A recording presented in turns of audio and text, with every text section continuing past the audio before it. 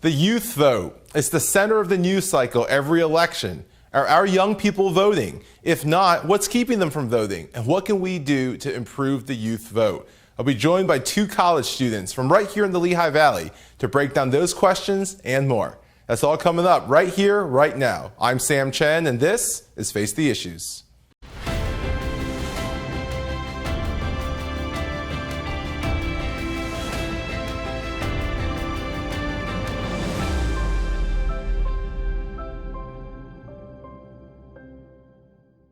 Good evening and welcome to Face the Issues. I'm your host, Sam Chen. The youth vote. Every election, this conversation comes back into the limelight.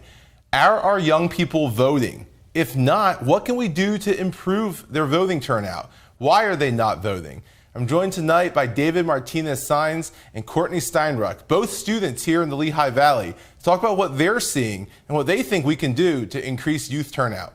David, Courtney, welcome to Face the Issues. Thank you for being here. It's great to have you guys here. Thank you. Absolutely. Let's introduce you. Starting with you, David, tell us a little about yourself, where you go to school, where you're from, things like that. Yeah, definitely. So I'm originally from the state of New Jersey, as we already know. I live here in Easton, and to be more specific, in the Forks Township area. I'm a current student at Northampton Community College, and I happen to also be the student senate president over there. That's awesome. Courtney? Hi, well, I'm originally from Schuylkill County. I moved here to go to school to Northampton Community College.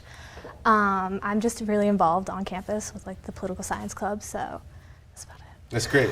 Now, and both of you are in different majors, right? David, Yes. You're in business administration. That's Courtney, correct. tell us what your major is. So my undergrad is environmental science or environmental policy and economics. Okay. But right now I'm in environmental science at Northampton. Northampton, excellent. So you're from two different academic backgrounds. You have two different sets of academic interests. This is why I think both of you make this conversation really interesting. Let's talk about trends in youth voting. So if you watch the news, the thing that everybody keeps bringing up is that young people don't vote. You've probably heard it more times than you care to remember. If we look at the statistics, we tend to see this. So if we break down the youth voting block as 18 to 24, so kind of that right out of high school, college, to early career years. Sometimes we break it down as 18 to 29, but generally 18 to 24, 18 to 25 range. The National Civic Review, Toby Walker, writing the National Civic Review at one point, talked about how there's a decrease in voting trends often, that as we go on, we see less and less people voting percentage-wise. But she adds that young people's participation has taken the biggest nosedive. Are you seeing that? These are statistics that we'll break down some of the numbers, but you guys are there. These are your classmates, your peers, people you work with. What are the trends that you're seeing among your peers when it comes to politics and elections? David, let's start with you. Well, sure, definitely. You can definitely tell in recent years that student vote overall it has been declining. Just a perfect example of this is when I go to my own polling center over in Forks Township. The one thing I always get is, David, you're the only person here that's like between the 18 to 24 year range that happens to be voting. Everyone else tends to be, in their 30s, their 40s, their 50s, and there is a concern that students aren't focused, or at least people between the 18 to 24 year range, on local elections and state elections. And I think that we tend to be more passionate about elections at the national level as well. Okay, interesting. Now, I'm assuming you're not the only person that's between 18 and 24 in Forks Township. No, okay. Not at all. No, there's plenty of us still there. Okay. Yep. Courtney, how about you? What are you seeing when you talk to your friends, your peers? Now, you've got a bit of a different perspective. You are from Schuylkill County. To your point, you're from New Jersey. Both of you currently reside in Northampton County. What do you see when you talk with your friends, whether here or back home? Definitely there's a difference in attitude. When I go back home, a lot of like my friends are definitely like, no, we don't want to vote, we don't have any interest in it. When I come here, it's a different perspective of where people are more willing to vote, more willing to register, or even just talk about it in conversation. And it's just quite interesting to see, because I go home and I'll usually try to talk to my friends and I'll be like, hey, let's talk about these issues, or let's talk about like what you want to do, and they just like brush it aside, they don't want to talk about it. But here it's like we engage in conversation. So it's definitely that attitude change. Interesting. Let's talk about some of the numbers. And one of the things, David, you had mentioned was local election turnout, especially among your peers, is a lot lower. So you're going to go to the polls, here in the fall of 2019 for a local election, and you're expecting to not see a lot of people your age there. Sure. The numbers certainly go up on the presidential year or in a congressional election, but even there, the numbers for young people tend to be lower. And so let me just give you a quick snippet. 1972. President Richard Nixon's first re-election run, or only re-election run, that was the first year 18-year-olds were allowed to vote. So 18-year-olds were not given the right to vote until 1972. In 1972, about 1 of every 2 eligible 18 to 24-year-olds voted. But compare that to anyone 25 and above, it was almost 70% of those eligible voted. By 1976, that number was 44.4% of eligible 18 to 24-year-olds. In 1980 was 43.4. In 1984 was 44.3. Those were the Reagan years. By 1988, it dropped to 39.9.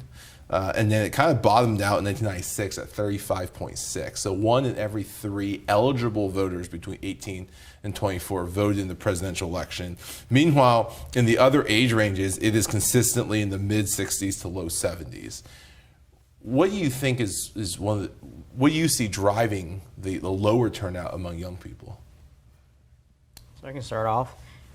First off, I believe there's a lack of confidence in government. You see this all across the board, where whether I talk to my friends in New Jersey or if I talk to my friends in Pennsylvania, although the trends in New Jersey tend to be to lean more left, and here I feel like it's a purple district. Yeah. Regardless of what the case is, there's just a lack of confidence in what the government is doing overall. We have a sentiment that they're just not getting the job done oftentimes. And it is between the issue that I think we're too polarized. We can't come to a common agreement on a lot of stuff. And that oftentimes frustrates us. Sure. And I think regardless of who I talk to, even if however far left-leaning they are or however right-leaning they are, there is always a sentiment of cooperation in students, but we just don't see that in government oftentimes. Interesting. Courtney? Kind of to build off that, the confidence issue. I think a lot of the people between 18 and 24 don't have confidence in themselves, that they don't feel that their vote is really valid. They don't know what they're talking about. And if you go and I did some work where I helped people register to vote, and some people are just totally uninterested because they don't know what they're talking about. And it's kind of cool to see those 18-year-olds who they come from a background where they're just okay, it's something my parents deal with. And then they're here in college and they're learning more, and then they start registering to vote because they're starting to formulate their own opinions. Sure. So. Do you see that number? I mean, obviously the turnout numbers go up as you get older, right? So people who didn't vote as an 18 to 24-year-old in 1998 or 1988 certainly a lot of them are voting now, 30 years later in 2018. Where do you see, have you seen, I mean, you alluded to this earlier, have you seen your friends go from apathetic and not caring and not voting to becoming voters? Well, I think it's a give or take. So I think also on one hand, you have to recognize that from 18 to 24, we're busy on trying to find out who we are first and foremost. And I think we get lost in that, concept to the extent where sometimes local and state government just isn't as important to us on one hand. But on another point, as we progress, it does tend to seem like there is a bigger and better interest. And I think there are students who feel affected now by some aspects of government now that they can recognize them a little more. And they say, hey, I'm concerned about student debt. Hey, I'm concerned about the issue with immigration. I'm concerned about economic policy. And now it's starting to affect me a little more and more as I integrate to the community, as then I get away from college, as I get away from building myself. So those questions start to get asked later on as you start to recognize the importance of government and for the accountability of it as well. That's a great point. Courtney, you want to build off that? Well, definitely, now that I'm getting older and I'm more involved, I see a lot of my friends will follow my lead, and they're just okay, here we go. It's starting to get serious, and it's important to voice your opinion. So you think there's a natural inclination as people get older, as they go through college, as they get established in jobs, and to your point, David, find their identity, then it becomes more natural for them to engage in that government process or that political process and at least start the voting, if not potentially running for office or getting further involved. Sure. There's a natural inclination to this. Sure. Yeah, go I think ahead, from the moment please. you're born, you're always affected by politics. I I would think agree. as you get older, you start to bear the frustration of the issues. You let it go when you're 18 to 24, but I think as you get older as well, you start to realize how much government can affect your day-to-day life. Yeah. And now you want to see the change to be upbrought within the situation itself. Is there a sense, you mentioned, you hinted at an idealism earlier, that among young people there's a disenfranchisement a little bit with the parties, with the candidates. You heard this a lot in 2016. I mean, admittedly, you hear it almost every election. But in 2016 especially, you heard it a lot from young people who felt very disenfranchised by the candidates running for office. Is there a sense in which that idealism wears off a little bit to say, I will sit out an election with candidates I don't like, to I still need to be involved in the election even if I don't like either candidate? Is that push young people of all as they get older back into the voting process? I'd definitely say yes.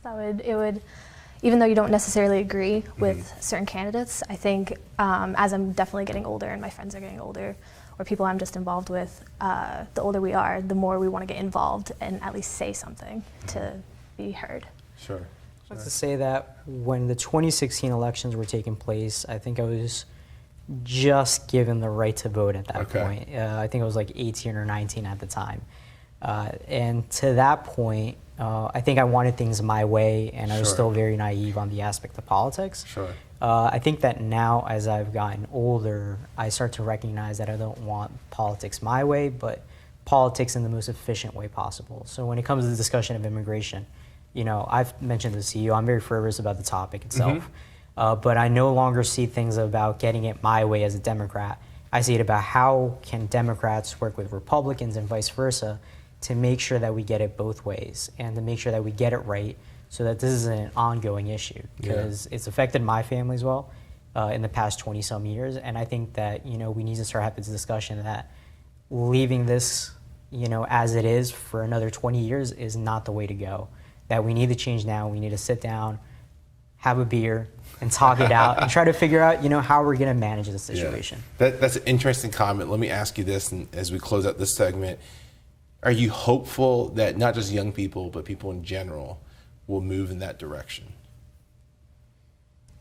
I'd like to think so, and I'd like to work to make sure that is the case.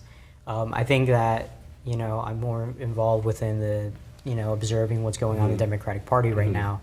And you have an array of voices and an array of choices that you just have to, you know, you can see that there's a little bit of everything within every politician. Sure. And I mean, what I'm hopeful of is that people can identify the best politician who can give you the best resonance about how to effectively manage each political issue that we have. Sure. Courtney, comments?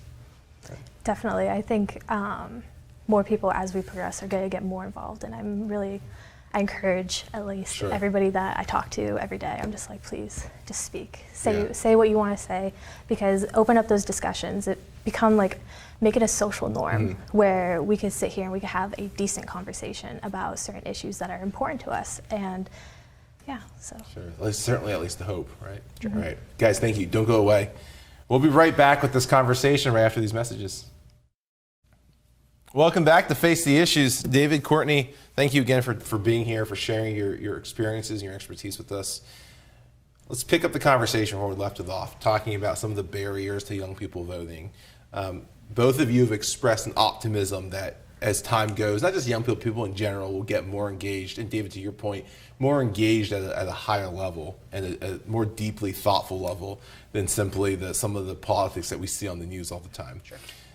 There is a lot that's being talked about with how we get younger people to vote. We talked about the numbers.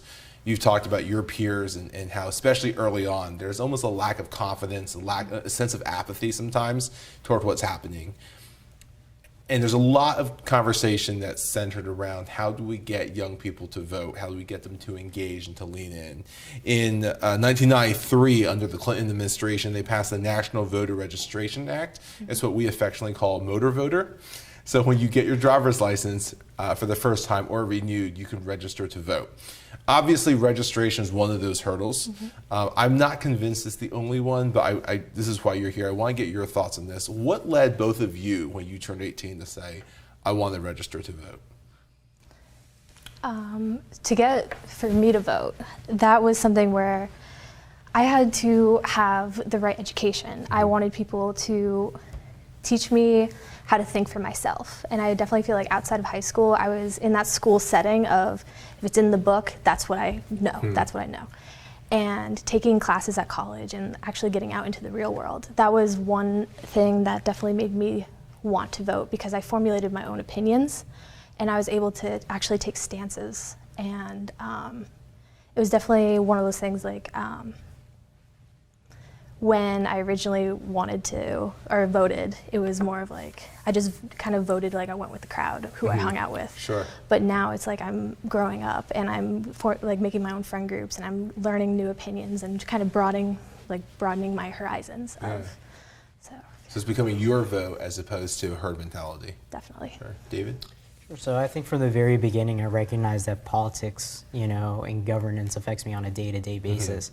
And, I immediately realized that I no longer let government, become an authority to me, but I can now provide authority to government. Right. So it was a perfect opportunity for me to have a voice, to have a say, and to really speak up about the concerns that I have. And even if there wasn't oftentimes accountability in my own demographics, that at least I can be one of those people that can do so. And I think, having the chance with what you were saying, the whole motor voter, legality of the process, it was just easy to register to vote after I got my driver's license. So, a lot of those aspects help as well to facilitate the process. Yeah. Let me ask you this: what do you think entices your peers to vote? Those who don't vote, we all know people who don't vote. What is it that does? I mean, we talk about lack of confidence, we talk about apathy. Sometimes it's just the college life and the difficulty of voter registration, especially if you're living in a state that it's not the state where you're from. You're living out of the state. You either have to go absentee ballots or change your registration. What are some things that you can see us doing, or the government doing, that would help break down those barriers and make it easier for young people to register and to vote, or to want to vote? So I think at college campuses, there's a lot of issues about being able to vote, especially when you're away from home. Right. And there's only so much that you can recognize about what are the issues going on back in your own home, or how exactly it is that students can, vote for their own candidates while they're away from home. So I think we need to start having the conversation about how we can, or how the government, or how different sectors can try to work with students to see that, they're cognizant of the fact that they can still have a voice even while being away from home, and that they can still manage to, provide their own vote in the time being. Definitely when you go into the college life, you're becoming your own person. And to become your own person, I think you need to really start talking to us. It's not talking to you're talking to a whole crowd, but it's more like I would really hope that they would kind of talk to the individuals as well and be like, hey, we realize that you're growing and we want to help you on this process because your vote matters, everything, like your thoughts matter. Let's get it all out there. When you say they, do you mean people running for office? Yes. Okay, so let me follow up on that, Courtney. We have one of the things that I've noticed, and I'm curious about your input on this. Young people, a lot of times politicos, people I work with say, well, you need to run a young candidate and the young people will vote for him or her. At the same time, you look right now and there's a lot of huge groundswell of young people who support Bernie Sanders, who is not what I would call a young candidate. Does age matter in that sense? Do candidates matter? Or are young people more driven towards ideologies and ideas and issues? Or is there a mix somewhere? I will definitely say personally, age does not matter. It's, can I have a conversation with this individual and will they hear me? Okay. Yeah. Let me follow up that real quick and we'll go to you, David. What if they disagree with you on the issue? Is that something that you balance against do they listen to me? Are they engaged with me? And then you balance that with issues? Or does one take precedence over the other? Even if we're on a topic that we disagree with, at the end of the day, we have to come to a compromise. If we don't come to a compromise, nothing's going to happen. Right. So you need a candidate that's going to listen and also work with like two opposite ends. So you see listening as an asset, a leadership asset to the candidate? Yes. Interesting. David? Yes. So we can go over the question again. Yeah, absolutely. So my question is, are we looking, as a young person, for you and for your peers, does age of the candidate make a difference? I mean, to that point, does gender of the candidate make a difference? Do you look at the candidate? Do young people look at who's running as a person, and to Courtney's point, their assets as people, as leaders? Or are we looking more to ideas and issues, or is there some kind of balance for young people? I strongly agree with Courtney. I think age is just a number. I think students or I should say younger voters, are purely influenced by ideology, and making sure that those ideologies follow their own. This is the case, as you were mentioning, with Senator Sanders of Vermont, where he is an individual who is of an older age, but students and younger individuals still like what he has to say, and I think he brings a fresh ideal oftentimes to the debate stage, and not only that, but fresher ideas, and students or younger people just happen to enjoy listening to those things. Yeah. So you're saying that ideology can really drive a young person's voting pattern. Sure. Courtney, you're suggesting that the candidate matters as well, that if someone's maybe ideological but not willing to listen, that they kind of get ruled out in your book. Yes. Is there a balance here? Do you talk to your peers? Are there candidates that they kind of write off from the get-go and just say, there's no way I'm voting for someone who is like this? Or are there candidates that they tend to gravitate towards, and what makes the difference? Well, I think there's a lot of the je ne sais quoi about politicians oftentimes. Sure. And when I bring up different names with my friends, one of the ones that I often hear has a better resonance is like Pete Buttigieg, who seems to be a more balanced individual. And I always hear he's nice, or I think he'll do a good job, because they just enjoy that balance. And I think there's other politicians as well who people enjoy to listen to and to see what they have to say and what they're doing. And I think other people have questions about other politicians, especially right now with Vice President Joe Biden. And the scandals that he's been involved in, and I think people want a clean politician. So when we hear something about Senator Sanders, he comes across as a cleaner politician, and when we see something like Senator or Vice President Joe Biden and the allegations that he's currently facing right now, it starts to be a dirtier look that he starts to get about the whole thing. So ideology and character, without it, you don't think young people are going to engage as thoroughly? No, I don't think so. By the way, I love that you could pronounce Mayor Buttigieg's last name properly, so well done. Don't go away. We'll come right back. Riveting conversation. Don't go away. We'll be right back. Welcome back to Face the Issues. David, Courtney, I want to close out this conversation. First, I'm asking you, let's put two questions out there. You can take whichever or both if you like. First is, what are some things that the government can do actively? We talked a lot about candidates, what candidates can do to appear more attractive, to get young people to buy in. But are there any programs that the government can do, such as early voting, or we talked about the motor voter legislation, that would get more young people invested and engaged in the process? Or what would you tell your peers about getting involved? Both of you vote, both of you are very engaged. What would you say to your peers who aren't? So David, why don't we start with you? We'll go to Courtney. I think one of the most basic arguments that I've heard across the board is having a national holiday for voting. And I think that's an interesting concept as well. It definitely drives students to the polls. I've seen, when I happened to vote in the 2016 election, I happened to see people who drove from their own colleges up to Forks Township. They get a chance to vote. So maybe if you have the day off, it can drive enough people, to go to the polls and to be able to elect their own candidates, and to also give more leeway to students as well as to when they can mail in their vote as well. Sure. I think if they have a stronger window of time to be able to do so, and we have longer windows of time to register to vote, they can definitely open up a lot of doors for opportunities. Sure. So take away some of the barriers of the craziness of college life that might hinder someone from voting. Sure. All right. Courtney? Yeah, definitely. I agree 100% with that, because there's definitely those college students that cannot find the time in the day to come and vote. And for my fellow non-voters out there, or people that just are on the fence, I encourage you to open up the conversation, with those people around you, with your family, with your friends, even people at work or whatever. Just go and open the conversation. Make it more of a social aspect of, hey, let's work together and vote. Sure. David, we want to give you the last word here. What would you say to your peers, your friends who may not see it the way you do and aren't voters?